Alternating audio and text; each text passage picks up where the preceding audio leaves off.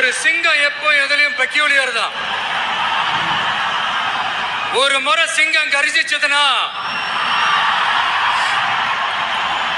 அந்த சவுண்ட்ல ஒரு 8 கிலோமீட்டருக்கு சும்மா அதிரும், எல்லா திசைகளும் அதிரும்.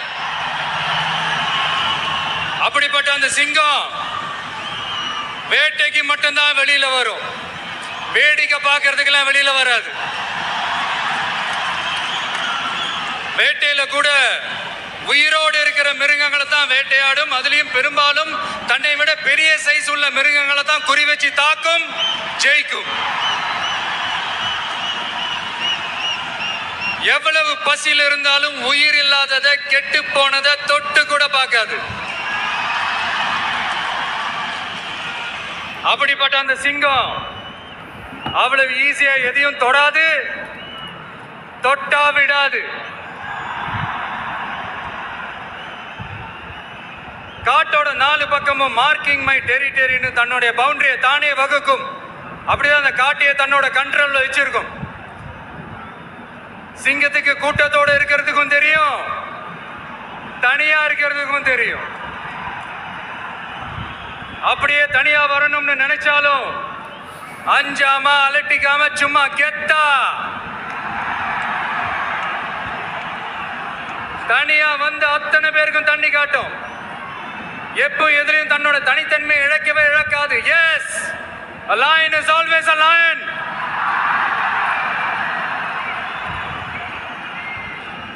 There are so many jackals and other animals in the forest, but there will be only one lion. And even if it is single, it will be the king of jungle. It is not only a description but also a clear declaration. சிங்கத்தை பத்தி பேசிட்டு நம்ம சிங்க குட்டிகளையும் சிங்க பெண்களையும் பத்தி நம்ம பேசாம இருக்க முடியுமா? அவங்களை எப்படி நான் மறப்பேன்? அவங்க தான் என்னுடைய உயிராச்சு, என் நெஞ்சில் குடியிருக்கும்.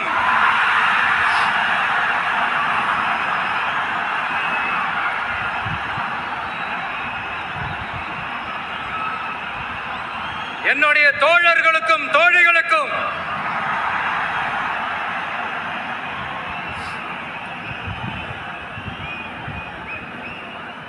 நேர்ல வர முடியாத சூழல்ல வீட்டுல இருந்துகிட்டே நம்மளுடைய இந்த மாநாட்டுல நேரலை வாயிலாக கலந்துகிட்டு இருக்கிற என்னுடைய அம்மாக்கள், அக்கா தங்கைகள், அண்ணன் தம்பிகள், நண்பர்கள் அனைவருக்கும் என்னோட உயிர் வணக்கம்.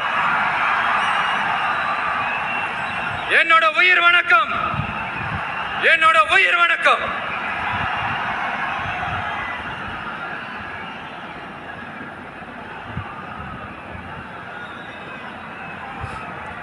வீரம் விளையும் மாமதுரை மண்ணை வணங்குகிறேன்.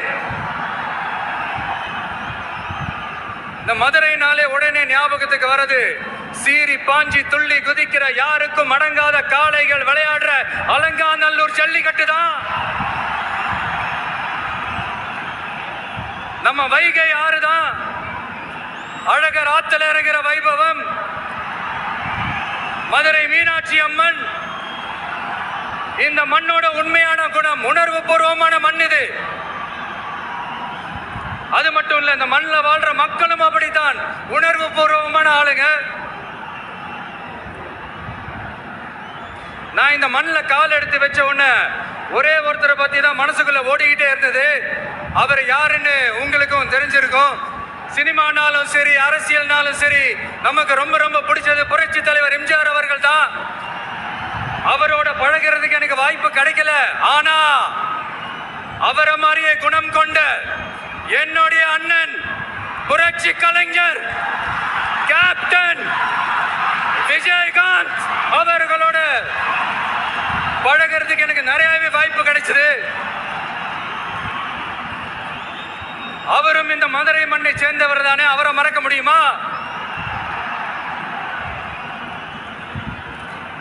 தமிழ்நாட்டு மக்கள் உணர்வுபூர்வமா உண்மையா நம்ம பக்கத்திலே நிக்கிறவங்க, அதுக்கு ஒரு மிகப்பெரிய அடையாளம் தான் இந்த மதுரை மண். நம்ம தமிழக வெற்றி கழகம் கையில் எடுத்திருக்கிற அரசியலும் அப்படித்தான். உண்மையான அரசியல், உணர்வு பூர்வமான அரசியல், நல்ல அரசியல், நல்லவங்களுக்கான அரசியல், நாட்டு மக்களுக்கான அரசியல், நல்லது மட்டுமே செய்கிற அரசியல்.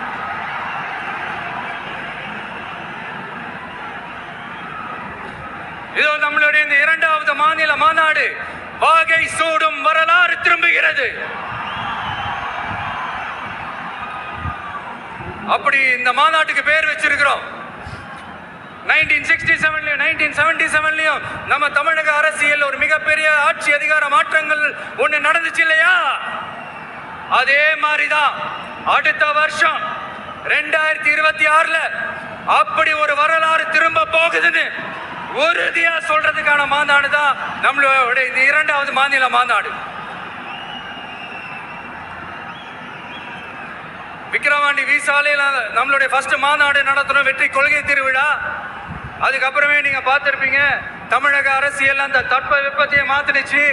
நமக்கு எதிராக எத்தனை குரல்கள். ஆனா உங்களுக்கு தான் நம்மளை பத்தி நல்லா தெரியுமே. எந்த குரலையும் காதலையே போட்டுக்காம மக்களோட குரலை மட்டுமே கேட்டுக்கிட்டு நமக்கு எதிராக வர அத்தனை கூக்குரல்களையும் சின்னதா ஒரு சிரிப்போடவே கடந்து வந்திருக்கிறோம். அது இல்லாம நம்ம மாநாட்டில் ஒலிக்கிற இந்த குரல் இந்த ஒற்றை தமிழ் மகனோட குரல் மட்டுமல்ல, ஒட்டுமொத்த தமிழ்நாட்டு மக்களுடைய குரல். தமிழ்நாட்டில் இருக்கிற ஒவ்வொரு வீட்டில இருந்தும் ஒலிக்கிற குரல், ஒட்டுமொத்த உலகெங்கும் வாழும் ஒவ்வொரு தமிழ் வீட்டிலிருந்தும் எழும் குரல். இந்த சினிமா என்கிற மாபெரும் கலை ஆயுதத்தின் வாயிலாக சாதி, மதம், இனம், பாலினம், மொழி கடந்து இந்த நாட்டின் மூளை முடுக்கெங்கும் ரசிகர்களாக இருந்து தோழர்களாக நம்மோடு பயணிக்க துவங்கியுள்ள அனைவரோடும் இணைந்த ஒவ்வொரு மனிதருக்காகவும் ஒலிக்கிற உரிமை குரல். மாநில உரிமைக்காக, பெண் உரிமைக்காக, சமூக நீதிக்காக, சமநீதிக்காக, மதச்சார்பின்மைக்காக உண்மையா ஒலிக்கிற குரல். அதனால் இந்த குரலுக்கு எதிராக இன்னும் இன்னும் எத்தனை குரல்கள் வந்தாலும் ஓங்கி ஒலிக்குமே தவிர ஒரு நாளும் ஓயவே ஓயாது. Yes, it is an unstoppable voice, an unstoppable force.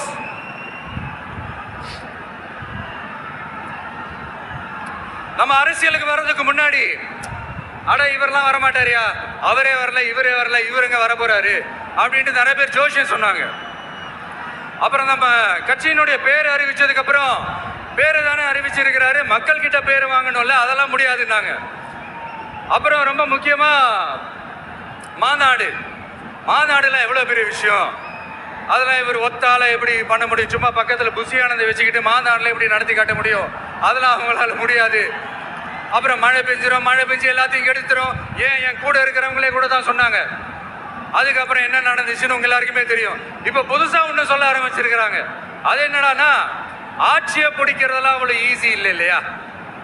இப்ப அதெல்லாம் விட்டாங்க, இப்ப இங்க வந்துட்டாங்க. இவர் நேரா ஷூட்டிங்ல இருந்தா வருவாராம், வந்து ஆட்சியை பிடிப்பாராம். அது எப்படி இவராலே முடியும், அவராலே முடியல, இவராலே முடியல, அவருக்கு அத்தனை வருஷம் ஆச்சு, இவராலே எப்படி முடியும்ட்டு ஒரு பக்கம்.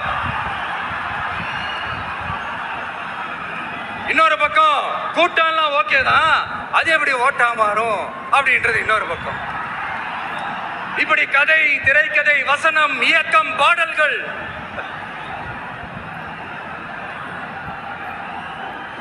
அதனால இந்த அரசியல் ஆய்வாளர்களுக்கு நான் சொல்றதெல்லாம் ஒண்ணுதான், நல்லா கேட்டுக்கங்க. இந்த விஜய் ஏதோ இந்த பல லட்சம் பேர் கூட்டத்தில் மட்டுமே இருக்கிறாரு அப்படின்னு மட்டும் தப்பு கணக்கு போட்டாதீங்க. ஏன்னா நம்மளுடைய இந்த கூட்டம் வெறும் ஓட்டா மட்டும் இல்லைங்க, வரப்போற தேர்தலில் மக்கள் விரோத ஆட்சியாளர்களுக்கு நாம வைக்க போற வேட்டா,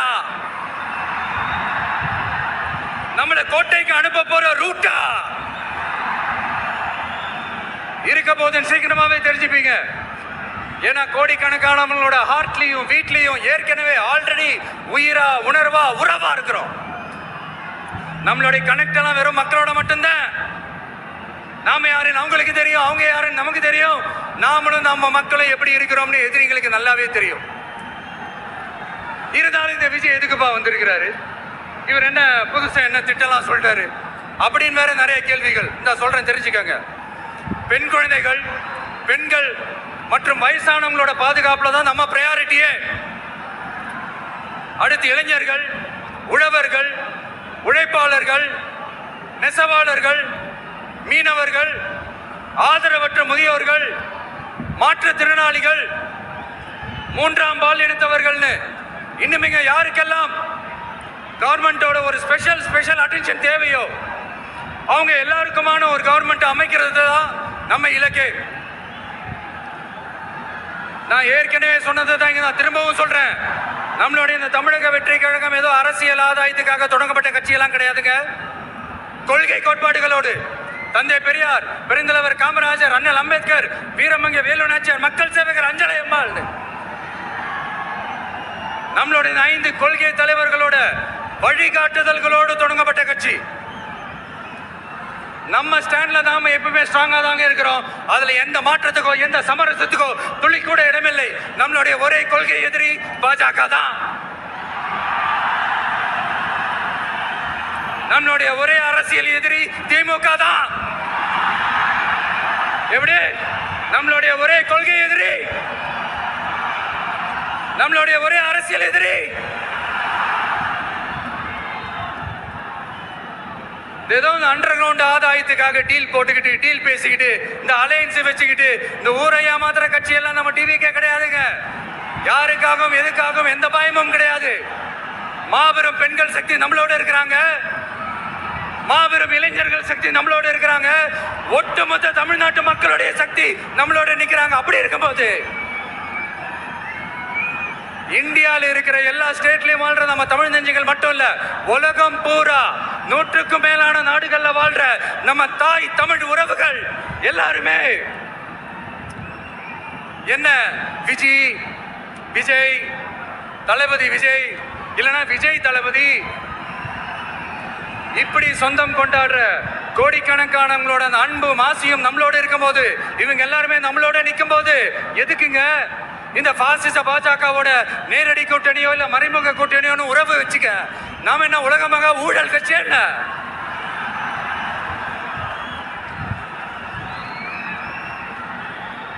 நம்மளை பத்தி சின்னதா ஒரு உண்மை ஒண்ணு சொல்லலாமா? என்னடா இவர் வாயால இப்படி சொல்றாருன்ட்டு யாரும் தவறா நினைச்சுக்க வேணாம். ஏன்னா இது ஒரு விதத்துல ஒரு ஃபேக்டும் கூட. அதனாலதான் நான் சொல்லணும்னு ஆசைப்படுறேன். நம்ம யார் தெரியும்ல? நாம எல்லாருமே சொல்றேன். நாம யார் தெரியும்ல? இந்தியாவின் மாபெரும் மக்கள் சக்தி கொண்ட ஒரு மகத்தான வெகுஜன மக்கள் படை.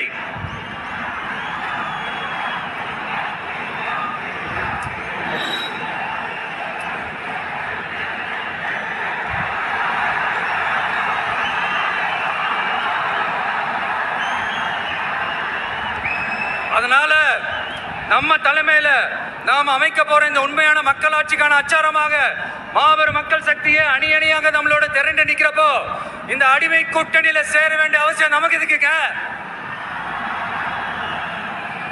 நம்மளுடைய இந்த கூட்டணி சுயமிழந்த கூட்டணியெல்லாம் இருக்காது, சுய மரியாதை கூட்டணியா தான் இருக்கும். இந்த ஒரு பக்கம் RSS கிட்ட அடிபணிச்சுக்கிட்டு இன்னொரு பக்கம் மதச்சார்பற்ற கூட்டணின்னு இந்த மக்களை ஏமாத்துற கூட்டணியெல்லாம் நம்ம கூட்டணி இருக்காது.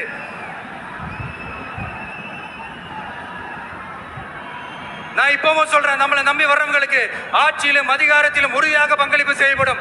உடனே இந்த கேள்விகள்லாம் வரும். அப்ப யாரு கூட்டணி, யாரு வரா, யாரு போறா, இந்த கேள்விகள்லாம் வரும். இந்த கேள்விகளுக்கெல்லாம் ஒரே ஒரு பதில் தான், சஸ்பென்ஸ்ல சஞ்சாரம் செய்யுங்க. ஆனா ஒண்ணு, 2026ல 2 பேருக்கு நடுவுல தான் போட்டியே.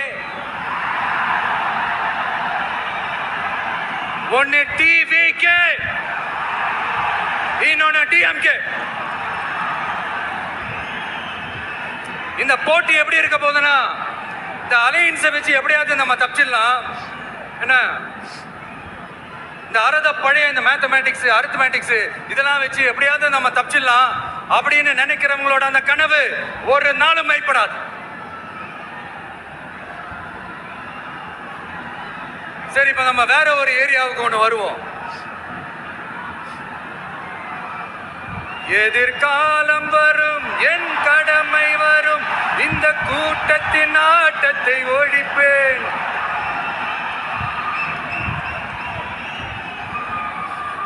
மக்கள் அரசியல் என்ற அந்த சவுக்க கையில் எடுக்கலாமா? யாருக்கு எதிரானதானே கேட்கிறீங்க? வேற யாரு?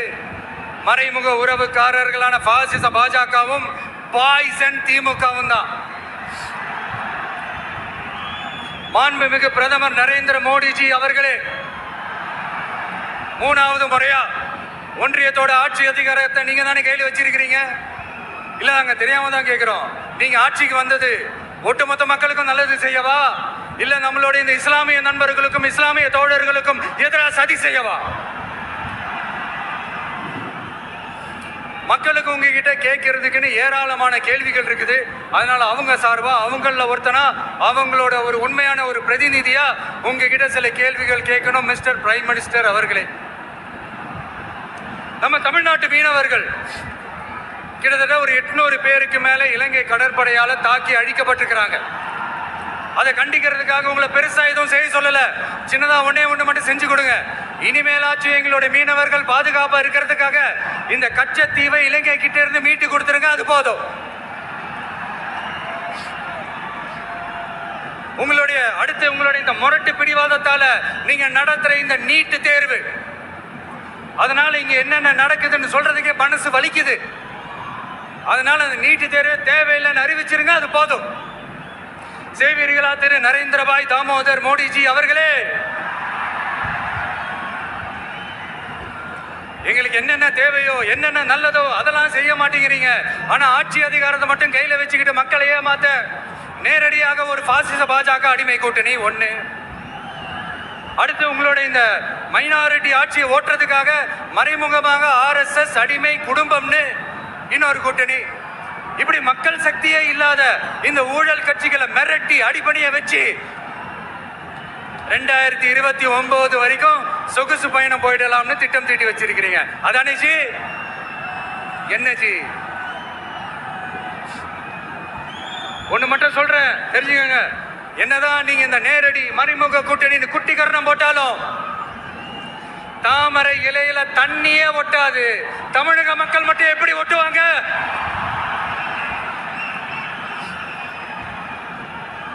இங்க ஒரு MP சீட்டு கூட தரலன்றதுக்காக தமிழ்நாட்டுக்கும் தமிழ்நாட்டு மக்களுக்கும் எதுவுமே செய்யாம ஓரவஞ்சனை செய்யுது இந்த ஒன்றிய பாஜக அரசு. சங்கம் வச்சு தமிழ் வளர்த்த மண் இந்த மதுரை மண். அதனால இங்க அந்த கீழடியில கிடைச்ச ஆதாரங்களை எல்லாம் மறைச்சிட்டு எங்க நாகரிகத்தையும் எங்க வரலாறையும் அழிக்கிறதுக்காக உள்ளடி வேலை செய்யலாம்னு நினைக்கிறீங்க. தமிழ்நாட்டை தொட்ட என்ன நடக்கும் நீங்க பல உதாரணங்கள் இருக்குது. அதனால இதையெல்லாம் மறைச்சிட்டு எங்க மக்களை ஏமாத்திடலாம்னு மட்டும் நினைக்காதீங்க. மத நல்லிணக்கத்திற்கு பெயர் பெற்ற இந்த மதுரை மண்ணிலிருந்து சொல்றேன், உங்க எண்ணம் எல்லாம் ஒரு நாளும் ஈடேறாது.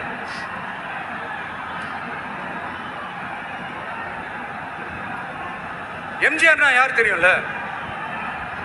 அவர் மாஸ்னா என்னன்னு தெரியும்ல? அவர் உயிரோடு இருக்கிற வரைக்கும் அந்த சிஎம் சீட்டை பத்தி ஒருத்தராலையும் நினைச்சு கூட பார்க்க முடியல, கனவு கூட காண முடியல. எப்படியாவது அந்த சிஎம் சீட்டை என்கிட்ட கொடுத்துருங்க, என் நண்பர் எம்ஜிஆர் திரும்ப வந்ததுக்கு அப்புறம் நான் திருப்பி கொடுத்துறேன்னு தன்னோட எதிரியை கூட மக்கள் கிட்ட கெஞ்ச வச்சவர் எம்ஜிஆர். எப்படி கெஞ்ச வச்சு? அதனால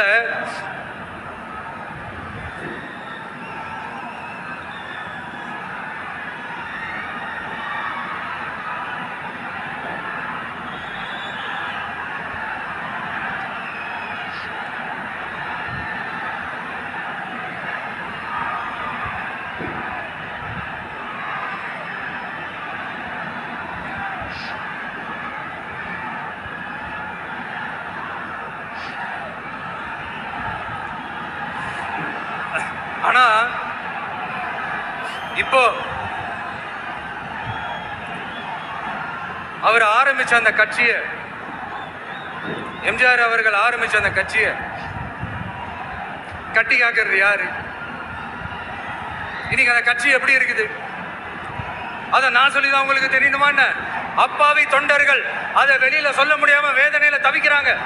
2026 சட்டமன்ற தேர்தலில் யாருக்கு ஓட்டு போடணும், எப்படிப்பட்ட ஆட்சி இங்க அமையணும்னு அந்த அப்பழுக்கற்ற அந்த தொண்டர்களுக்கும் ரொம்ப நல்லாவே தெரியும். அதனால என்ன வேஷம் போட்டுக்கிட்டு பாஜக இங்க தமிழ்நாட்டுக்குள்ள வந்தாலும் அவங்க வித்தை எல்லாம் இங்க வேலைக்கே ஆகாது.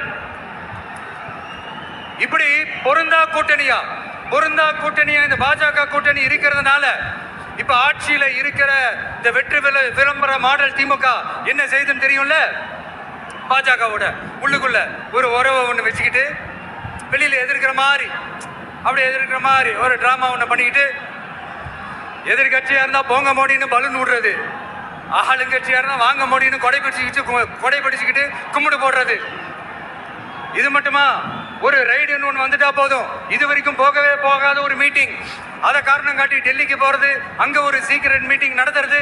நல்லா நோட் பண்ணணும் மக்களே, அந்த மீட்டிங் அப்புறம் இந்த இஷ்யூ அப்படியே காணாம போயிருக்குமே. அதேதான்.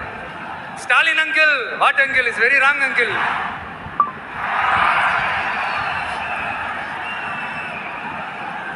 இப்படி தமிழ்நாட்டில் இப்ப நடக்கிற இந்த ஆட்சியினுடைய லட்சணத்தை பார்த்துக்கிட்டு நாம எப்படி சும்மா இருக்க முடியும்?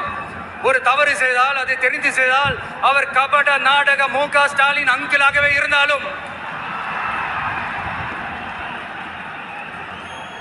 அங்கிள் உங்களுக்கு மனசாட்சின்னு ஒன்று இருந்துச்சுன்னா நாங்க கேட்கிற கேள்விகளுக்கு மட்டும் கொஞ்சம் பதில் சொல்லுங்க அங்கிள்.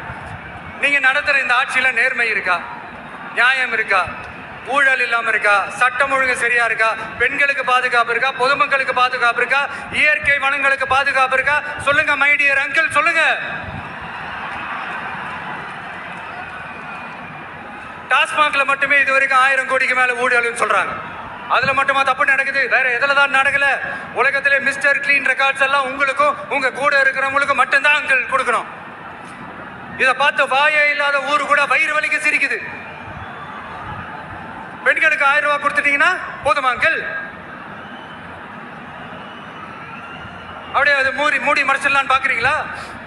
படிக்கிற இடத்துல, வேலைக்கு போற இடத்துல, வெளியில போற இடத்துலன்னு அவங்களுக்கு பாதுகாப்பே இல்லைன்னு ஒட்டுமொத்த பெண் பெண்களும் கதறாங்க.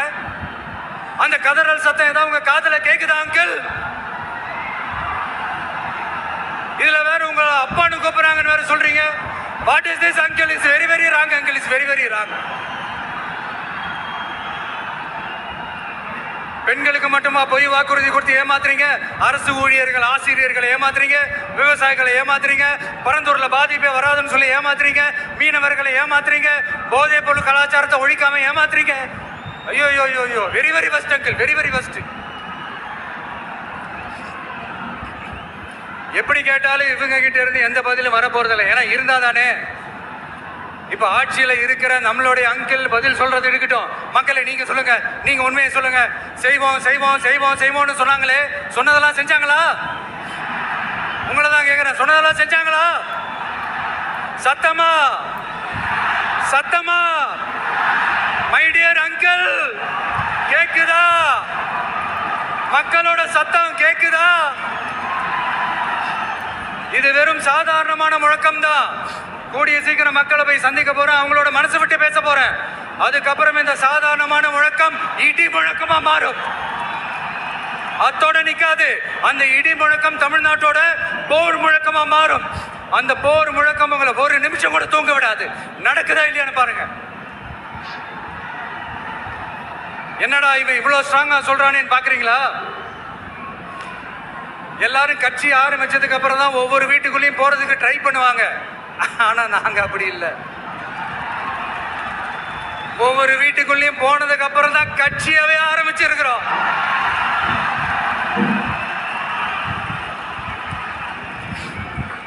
அதனால ஒட்டுமொத்தமா எல்லாருமா சேர்ந்து இந்த திமுக ஆட்சிய, கபட நாடக திமுக ஆட்சிய 2026 தேர்தலில் வீட்டுக்கு அனுப்புறோம். வீட்டுக்கு அனுப்புறோம். என்ன நண்பா, சரிதானே? என்ன நண்பி, சேவர்கள் தானே? இப்போ உங்களுக்கு சின்னதா ஒரு சர்ப்ரைஸ். நம்ம கட்சியினுடைய வேட்பாளர் பட்டியலை இப்ப அறிவிக்க போறேன். மதுரை கிழக்கு வேட்பாளர் விஜய். இன்னும் முடிக்கல. ஒரு நிமிஷம், இன்னும் முடிக்கல. மதுரை மேற்கு வேட்பாளர் விஜய். மதுரை மத்தி வேட்பாளர் விஜய். மதுரை தெற்கு வேட்பாளர் விஜய். மதுரை வடக்கு வேட்பாளர் விஜய். மேலூர் விஜய். சோழவந்தான் விஜய். திருப்பரங்குன்றம் விஜய். திருமங்கலம் விஜய். உசிலம்பட்டி விஜய்.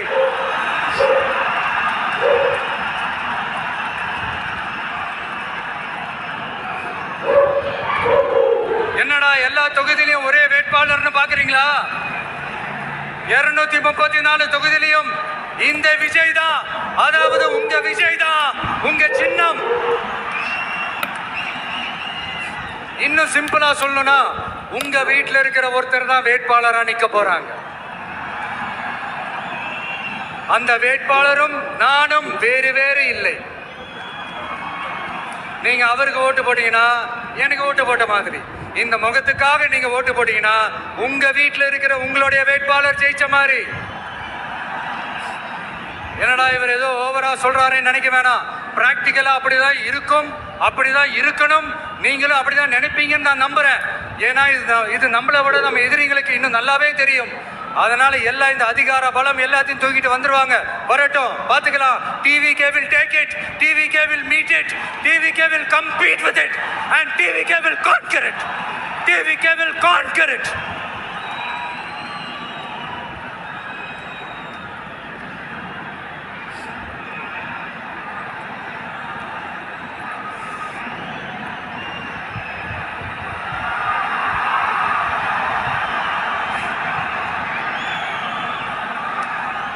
இந்த நேரத்தில் நம்ம மனசுல இருக்கிறத மக்கள் கிட்ட சொல்லி ஆகணும். தூத்துக்குடி ஸ்னோலினோட அம்மா என்ன அவங்களோட தம்பின்னும் அவங்க பொண்ணுக்கு நான் தாய் மாமன்னு சொன்னாங்க.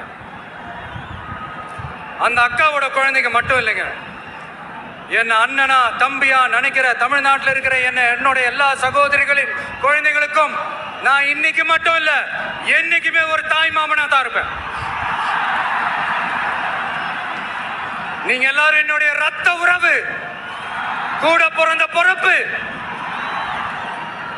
என் வீட்டு ரேஷன் கார்டுல வேணா உங்க பேர் இல்லாம இருக்கலாம், உங்க வீட்டு ரேஷன் கார்டுல வேணா என் பேர் இல்லாம இருக்கலாம். ஆனா நாம எல்லாரும் ஒண்ணுதான், உறவுதான். நமக்கு இடையே எந்த அரசியலும் உள்ள நுழையவே முடியாது. என்கிட்ட இருந்து உங்களையும் உங்ககிட்ட இருந்து என்னையும் எந்த சக்தியாலும் பிரிக்கவே முடியாது.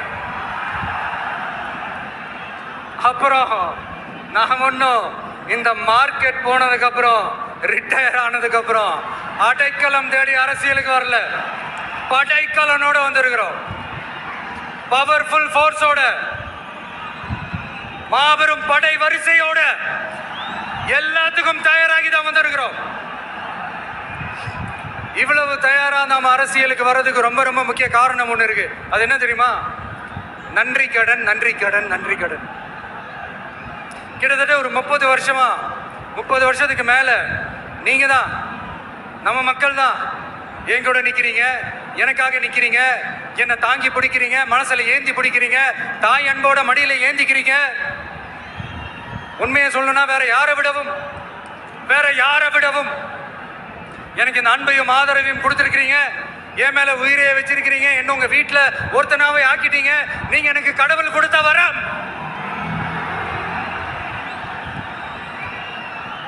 உலகம் பூரா நமக்காக நம்ம கூட நிக்கிற நம்ம மக்களை நான் எப்படி மறப்பேன்? நான் என் லைஃப்ல ரொம்ப உயிரா நினைக்கிறது பெண்களை, குழந்தைங்களை, இளைஞர்களை, உழைக்கிற மக்களை தான். இவங்க தான் நம்மளோட வகைரா. இதை பார்த்துதான் நம்மளோட எதிரிகளுக்கு பத்தி எரியுது. அதுக்காக நாம என்ன செய்ய முடியும்? அதனால நம்ம உறவுகளை, சொந்தத்தை, வகைராவை யாருக்காகவும் எதுக்காகவும் விட்டு கொடுக்க முடியாது இல்லையா? Here at this moment among this August gathering, I want to open my heart and say I enjoy people, I respect people, I worship people.